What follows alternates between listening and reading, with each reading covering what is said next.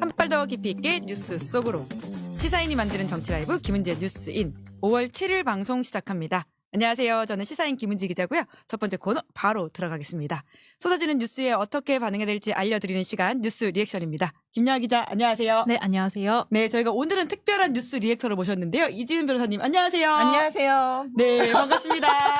또 그 자리에 앉아 계시는 건 처음이어가지고 네. 또 반갑고 설레고 있습니다. 네, 리액션을 잘 해보겠습니다. 네, 뉴스를 잘 해설해 주시면서 또 원래 리액션 정말 좋기로 저희 네. 내부에서 소문이 그래요? 자자하거든요. 네, 네. 좋은 소식도 잘 전해주시고요. 오늘 김만권 박사님이 개인 일정이 있어가지고 오늘만 특별하게 이지은 위원장님이 함께해주고 계십니다. 그러면 저희가 요새 대선 앞두고 말말말 코너를 진행하고 있는데요. 오늘로써 27일 남았죠? 네, 그렇습니다. 오늘 이제 이재명 민주당 후보의 공직선거법 위반 파기환송심의 이 첫 재판이 대선 이후인 6월 18일로 미뤄졌습니다.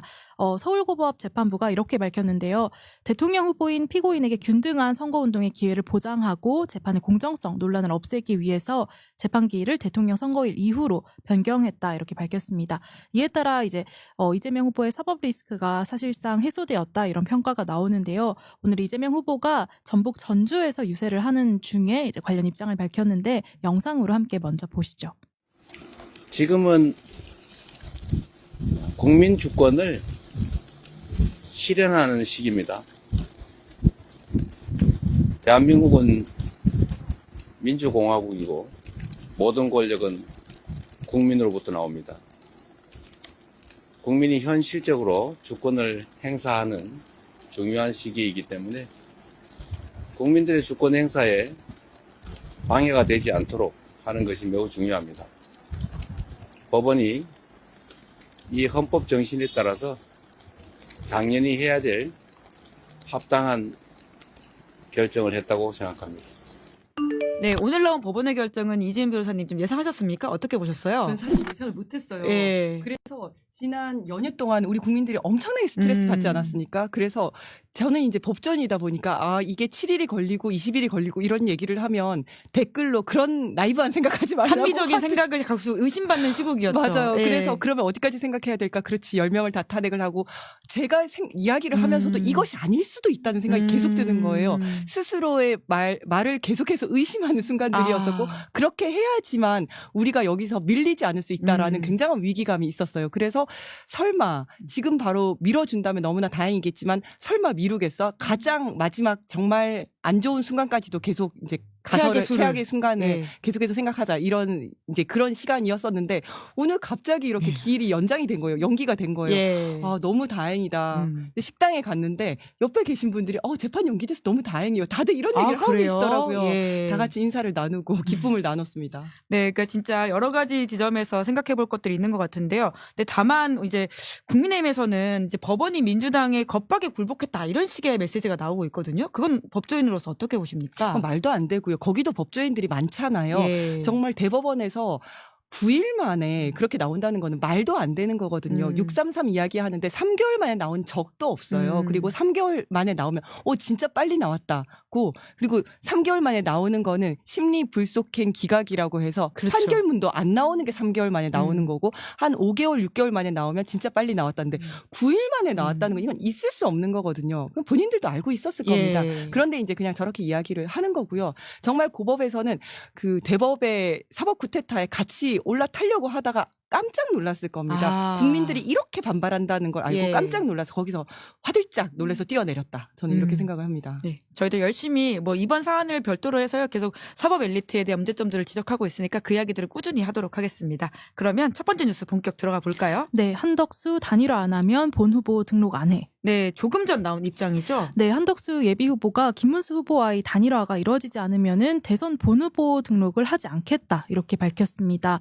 단일화 절차나 세부 조건에 대해서도 어떤 방식이건 다 응하겠다라고 하면서 자신은 투표용지 인쇄 직전까지 국민들을 괴롭힐 생각이 전혀 없다 이렇게 덧붙였는데요. 이제 곧 김문수 후보와 오후 6시에 이제 단일화 논의를 위한 이 회동이 예정이 되어 있는데 여기에 앞서서 이제 자신의 입장을 먼저 표명한 것으로 보입니다. 사실 이제 이 단일화 문제를 두고 국민의힘이 연일 이제 분열상이 커지고 있는데요. 어제 김문수 후보가 정당한 대선 후보인 자신을 당 지도부가 강제로 끌어내리려고 한다라고 하면서 이 돌연 일정 중단을 하는 상황까지 만들어졌죠. 이른바 단일화 숨바꼭질이라는 이 수식어까지 나온 가운데 권성동, 김기현 또 박덕흠 의원이 어젯밤에 김 후보의 이 봉천동 자택을 찾아가는 이런 상황까지 만들어졌습니다. 뿐만 아니라 또 채널A 보도에 따르면은 국민의힘 상임 고문단이 이 단일화가 이루어질 때까지 당사 앞에서 이 당식 농성을 시작할 예정인 것으로 전해지기도 했습니다. 네, 그런 가운데 홍준표 전 시장은 국민의힘을 향해서 사실상 악담을 좀 내놓은 것 같습니다. 네, 오늘 또 페이스북에 올린 발언이 하루 종일 화제인데요.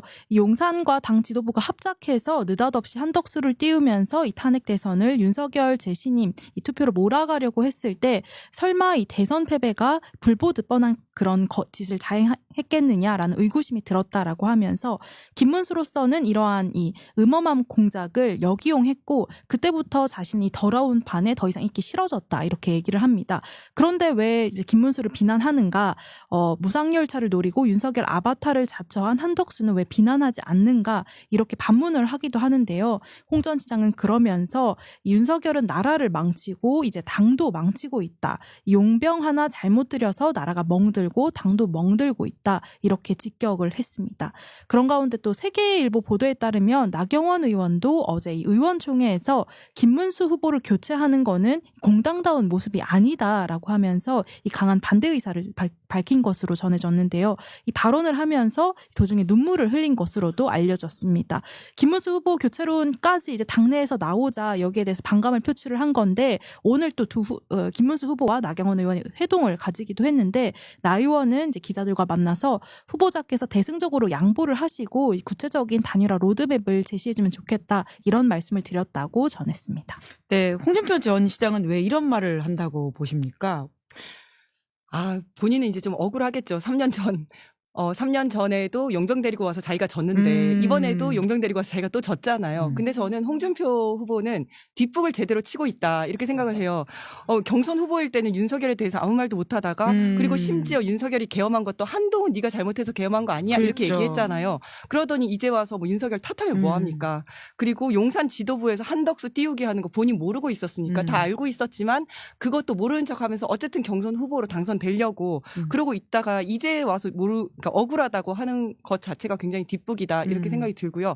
이분이 지금 뭐 나는 미련 없다 다 탈당하고 훌훌 털고 미국으로 가겠다라고 하는데 저는 출국 금지시켜야 된다고 생각해요. 명태균 수사 들어가야 돼요. 본인 이렇게 얘기하지만 지금 예. 수사 피하려고 가는 거라고 보이거든요. 역시 수사 전문가 이지은 위원장님한테 그럼요. 다르게 보이는 게 있군요. 네. 그래서 여론조사를 상납받고 비용을 대납하게 한 거 아닙니까? 지금 네. 수사 들어가려다가 말았잖아요. 그러니까 이러고 나서 이제 공소시효 끝나고 들어오거나 아니면 적어도 이제 다음 정권 끝난 다음에 예. 이게 흐지부지 되면 들어오려고 하는 거예요. 예. 속으면 안 됩니다. 아니 근데 거꾸로 검찰이 아직도 출국 금지를 안 해놨을까요? 이 정도의 피의 사실이 나왔는데요. 모르겠습니다. 아. 아직 그런 얘기가 안 나와서. 예. 네. 지금 참. 홍준표에 대해서는 여러 가지 제보가 많이 쏟아졌는데 아직 뭐 수사가 정확하게 들어간 부분이 없어가지고요. 네. 그래서 미국 가기 전에 출국 금지를 해야 된다. 네, 당장 이 방송을 보시는 출입국 본부 관련된 분들 계시다면 네, 수사 사항과 중요한 이야기를 지적해 주셨는데요. 뿐만 아니라 오늘 6시에 이제 김문수, 한덕수 두 사람이 만난다라고 하는 거거든요. 네. 그에 앞서서 한덕수 후보의 메시지는 어떻게 좀 해석해야 될까요? 아니 전 진짜 웃긴 게 한덕수가 협상 전문가라고 하는데 정말 이렇게 자기 단일화 협상도 못하는데 무슨 미국 관세 협상을 하고 그러니까 마늘 협상 그렇게 다 망했죠. 자기 패를 다 꺼내 보이지 않습니까? 단일화 안 하면 안 되면 등록 안 하겠다.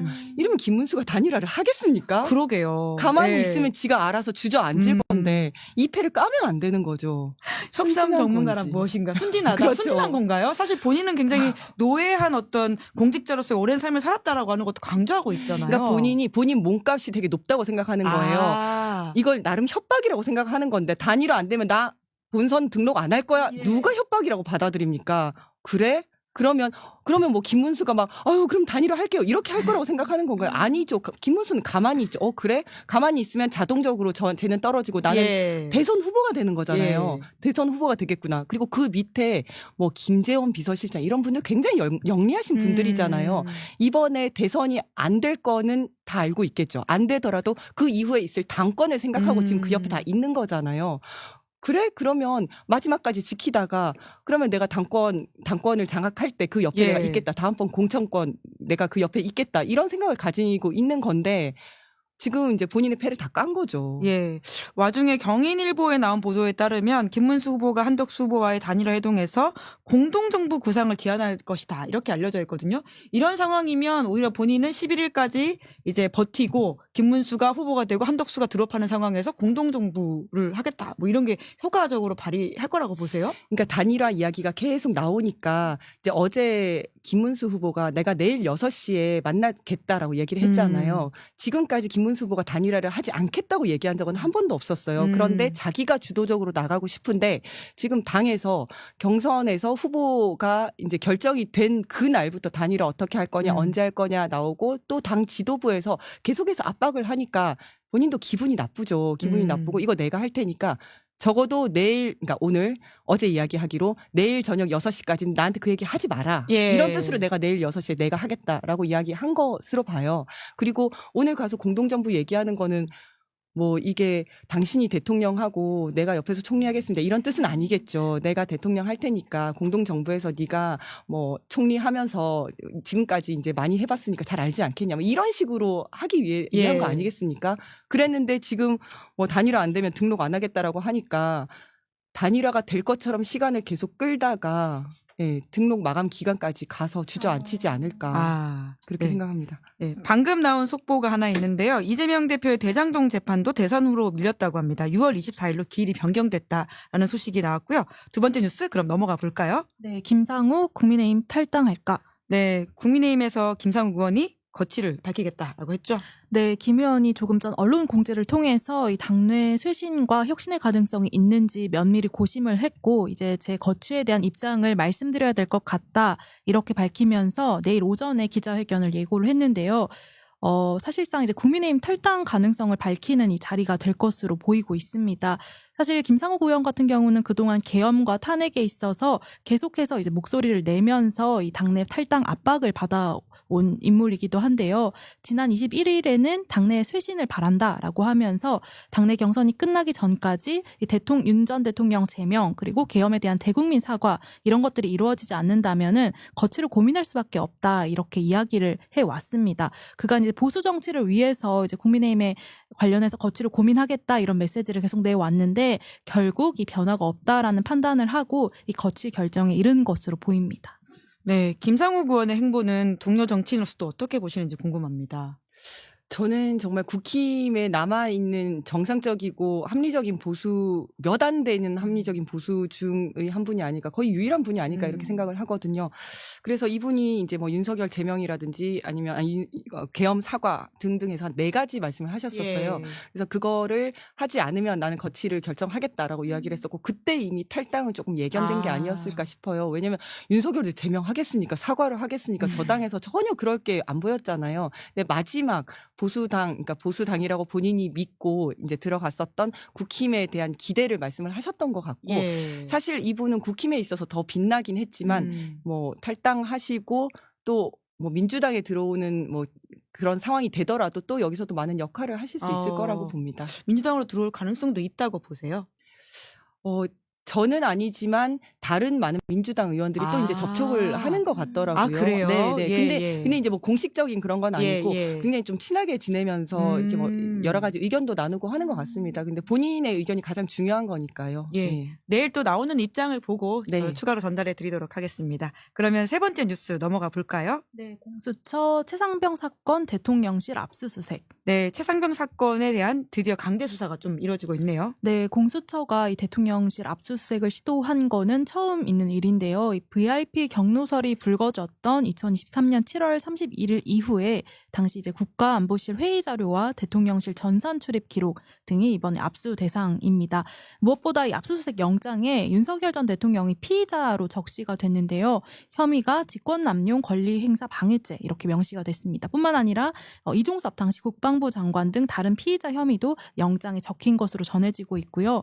그런 가운데 이제 조금 전에 나온 한겨레 보도에 따르면 이종섭 당시 국방부 장관이 최상병 이 순직 사건 이첩 보류 지시를 내리기 직전에 이 통화를 한 것으로 알려진 대통령실 번호 있죠. 이 02800-7070의 이 가입자 명의와 이 서버 기록도 이번 압수수색 대상에 포함이 된 것으로 확인이 됐습니다. 앞서 이제 KT가 지난해 7월 국회에 나와서 밝힌 바에 따르면은 이 02800-7070의 고객명이 대통령 경호처다 이렇게 밝힌 바가 있는데요. 이번 압수수색이 공수처가 관련 수사에 착수한 지 1년 9개월 만에 이제 수사라서 또 좀 더 이제 주목을 받고 있는데 다만 이제 경찰의 압수수색 집행도 대통령실이 이제 막았다라는 이제 점을 고려를 했을 때 대통령실이 이제 공수처 수사에 응할지는 좀 더 지켜봐야 될 것 같습니다. 네, 또 이 수사 전문가시니까 이지연 위원장님한테 여쭤볼 게 많은데요. 댓글창에 이미 지금 뭐가 남아있겠냐라고 하는 회의적인 목소리를 내주시는 분들이 계시거든요. 지금 수사가 좀 유의미한다고 보세요? 저는 조금 사실은 회의적이긴 합니다. 음. 왜냐하면 너무 많이 지났어요. 그렇죠. 네, 사실은 네. 그래서 공수처에서 내란 수사 뛰어든다고 했을 때 저는 그때 뭐라고 얘기를 했었냐면 그때 경찰, 검찰, 공수처 전부 내란 수사하겠다고 했었거든요. 제발 공수처는 그냥 최상병 수사나 좀 집중을 했으면 하던 좋겠다. 거에 집중해라. 근데 예. 그거 딱 중단시키고 지금 내란 수사하고 그다음에 이제 뭐 체포까지는 잘했습니다. 윤석열 체포까지 하고 그다음에 이제 한참 있다가 이제 이것도 시작하는 거거든요. 그래서 뭐 이렇게 의지를 보이는 것은 좋다. 하지만 그 얼마나 내용이 남아 있을지는 조금 회의적이긴 합니다. 그럼에도 불구하고 우리 경찰의 포렌식 전문가들은 항상 하는 이야기가 포렌식은 해봐야 안다 이렇게 얘기를 하거든요. 매번 할 때마다 새로운 것들이 나옵니다. 야. 그래서 늘 모든 사람들이 휴대폰 뺏기고 제출하고 하는 사람들이 싹 다 지우고 제출을 하지만 거기서 뭐라도 계속해서 나오는 거거든요. 그다음에 서버라든지 휴대폰이라든지 뭐가 있으면 가지고 와서 적어도 삭제한 게 뭔지는 나옵니다. 아하. 예. 뭘 삭제했다. 숨기고 싶은 게 뭔지 그렇죠. 예. 수사의 단서네요. 그렇죠, 그렇죠. 예, 그리고 예. 그런 것들은 증거인멸이기 때문에 아. 그게 또 구속 사유가 될 수 있는 거고. 그래서 어쨌든 늦은 건 맞지만 그래도 안 하는 것보단 낫고 열심히 해서 지금 제가 조금 더 걱정이 되는 거는 이제 대통령 경호실에서 예. 또 막아가지고 이게 압수수색이 될지 여부도 좀 미지수입니다. 아, 근데 아직도 막아요? 안경호 실장이 지금 예. 맡고 있는 것 같아요. 예. 네, 그래서 이제 지금 이제 시도를 하고 있는데 압수수색이 될지 여부도 조금 미지수고, 오. 네, 좀 그런 게 있죠. 그리고 그런데 만약에 지금 이제 일단은 여기에 대해서 재수사에 착수를 했다는 거지 예. 않습니까? 근데 요게 이제 생각보다 많이 복잡한 사건인데 뭐냐면 누가 최상병을 죽게 했는가 임성근 사단장이 물에 들어가게 했으니까 예. 사실은 가장 유력한 그 책임자인데 책임이 가장 큰 사람인데 이 사람을 빼라고 했다는 거 아닙니까? 예. 빼라고 누가 그랬냐? 지시했냐?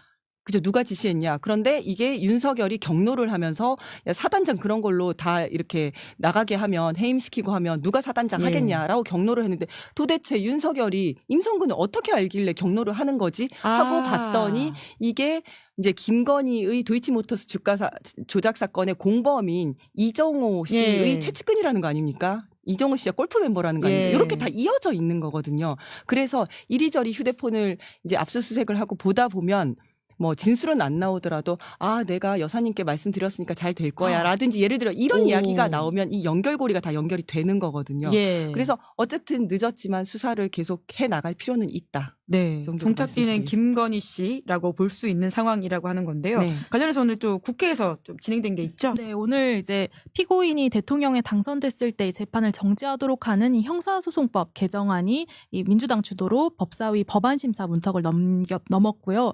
이와 함께 내란특검법 그리고 김건희 특검법 그리고 최상병 특검법이 이제 통과가 됐습니다. 국민의힘 의원들이 법사위 법안심사 문턱을 통과한 건데 이 오후에 이제 법사위 전체회의 문턱도 넘을 것으로 보이고요. 국민의힘 의원들은 퇴장한 가운데 민주당 주도로 통과가 되었습니다. 네, 그러니까 김건희 씨는 지금 아예 또 안 보이고 있고 윤석열 씨는 계산책을 시키는 모습으로 국민들한테 비춰지고 있거든요.